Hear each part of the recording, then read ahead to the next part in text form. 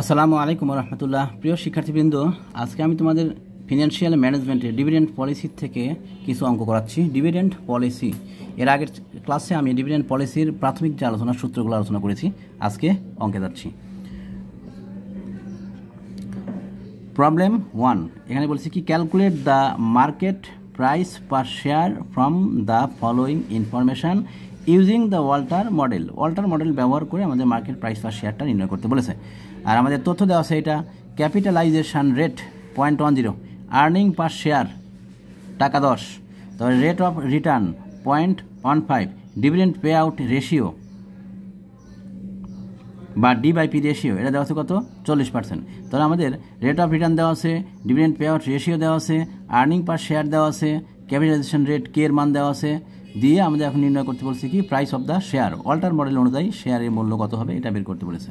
তাহলে দেখো, আমরা প্রথমে যে কাজটা করবো, আমরা সূত্র লিখব, উইনো। আচ্ছা, উইনো লিখে আমরা সূত্রটা লিখে নেব। সূত্র কি বলেছে, উইনো P0 সমান কি, D plus R by K into E minus D. অল্টার মডেলের সূত্র হচ্ছে আমাদের এটা, D plus R by K E minus D divide by K. আচ্ছা, এখানে এখন কি কি মান দেওয়া আছে সেই মানটা আমরা পাশে লিখে নেব। হেয়ার ই মানে হচ্ছে আর্নিং পার শেয়ার, এটা দেওয়া আছে কত টাকা দেওয়া আছে, 10 টাকা। আর ডি/পি রেশিও মানে ডিভিডেন্ড পে আউট রেশিও দেওয়া আছে 40%, সমান কত, 0.40। আর ডি সমান ই ইন্টু ডি মানে কি, ডিভিডেন্টের পরিমাণ, ডি মানে হচ্ছে ডিভিডেন্ট পরিমাণ বা ডিভিডেন্ট পার শেয়ার। তো ডি সমান ই ইন্টু ডি/পি রেশিও, ই ইন্টু ডি/পি রেশিও।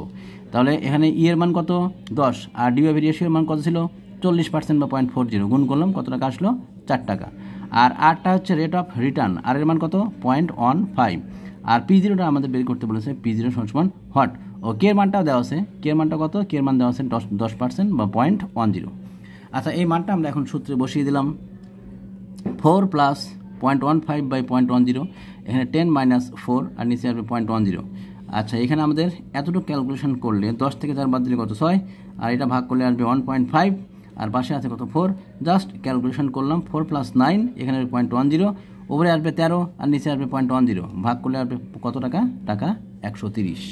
এটা আমাদের answer 130। Price of the share P0 সমান টাকা 130। আচ্ছা, এই অঙ্ক শেষ। আরও একটু অঙ্ক করাচ্ছি, দেখো।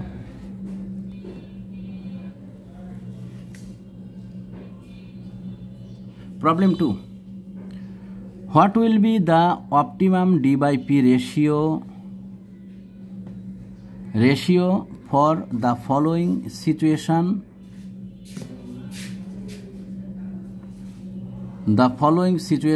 according to Alter model, and what will be the market price of that D/P ratio?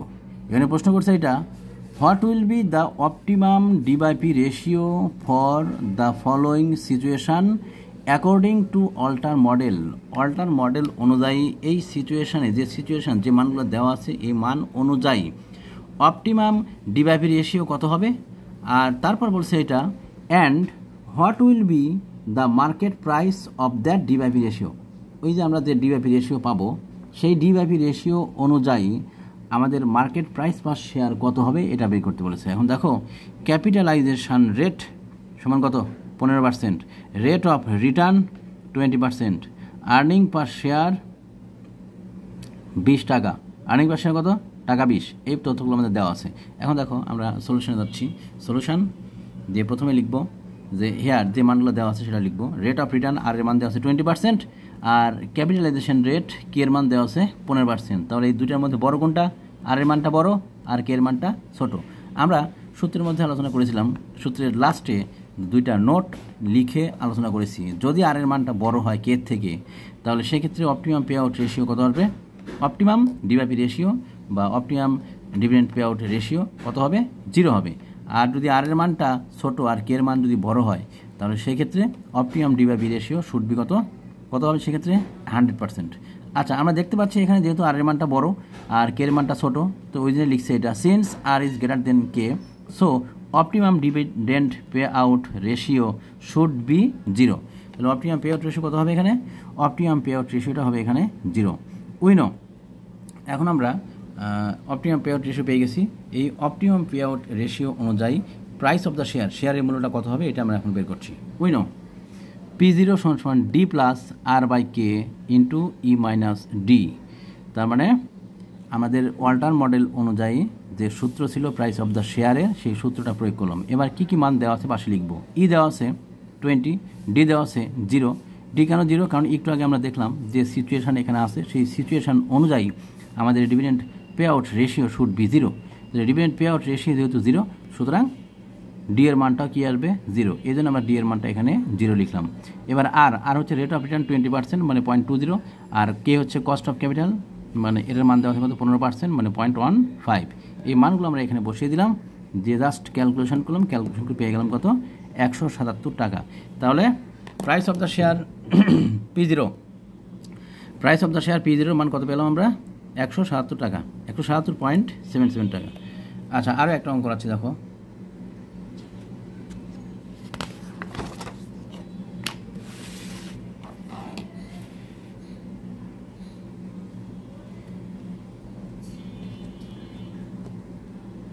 Problem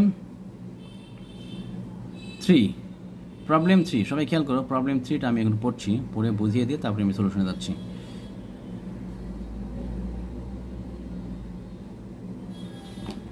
problem 3, you have been furnished with the following information. তোমাকে নিচের এই তথ্যগুলো দেওয়া আছে। ইপিএস কত টাকা দেওয়া আছে? টাকা 20। ডিপিএস মানে কি টাকা 10। এক্সপেক্টেড মার্কেট প্রাইস কত দেওয়া আছে 200 টাকা। আর কেই মানে কস্ট অফ ইকুইটি কত আছে 0.10। আর এর মান নাই, আর এর মানটা আমাদের বের করছে। ইউজ অল্টার মডেল, তাহলে অল্টার মডেল ব্যবহার করে আর এর মানটা কত হবে, আর এর মানটা আমাদেরকে বের করে দেখাতে হবে। এখন দেখো অল্টার মডেল অনুযায়ী আমরা সূত্র জানি এটা, যে উই নো P0 সমান D plus R by K into E minus D. And কী কী মান দেওয়া আছে?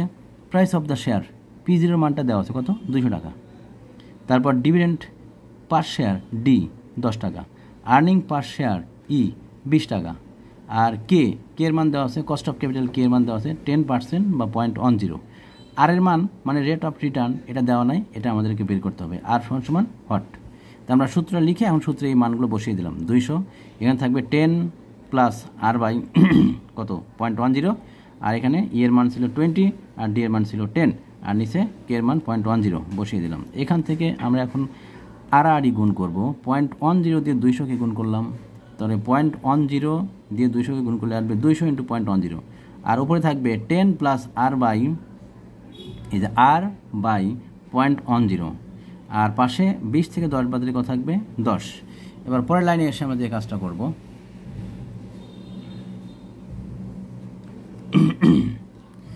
বাম পাশে দেখতে পাচ্ছি 200-র সাথে 0.10 গুণ করলে কত আসবে 20 টাকা আসবে 20, আর এখানে 10 ছিল 10ই রাখলাম, আর এখানে 0.10 দিয়ে আমরা 10কে যদি ভাগ করি তাহলে কত আসবে 100, তাহলে 100 আর পেলাম।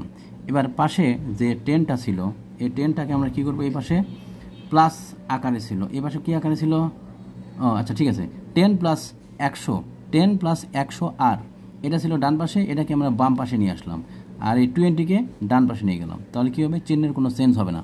তাহলে 10 প্লাস 100 আর এটাকে বামে নিয়ে আসলাম, আর এই 20কে ডান পাশে নিয়ে গেলাম।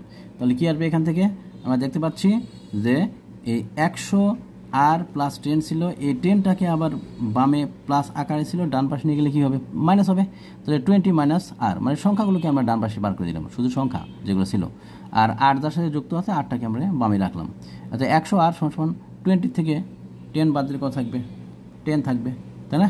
20 থেকে 10 বাদ দিলে 10, আর এখানে 8 সমান লিখতে পারবো 100/10। তাহলে আর এর মান কত আসবে, 8 সমান 0.10, আর এর মান পেলাম 10কে আমরা 100 দিয়ে ভাগ করলে 0.10 পাবো। অতএব আর সমান 10%। অ্যান্সার আর সমান 10%। এটাই ছিল আমাদের অঙ্ক। আজকে এ পর্যন্তই। সবাই ভালো থাকো, আল্লাহ হাফেজ।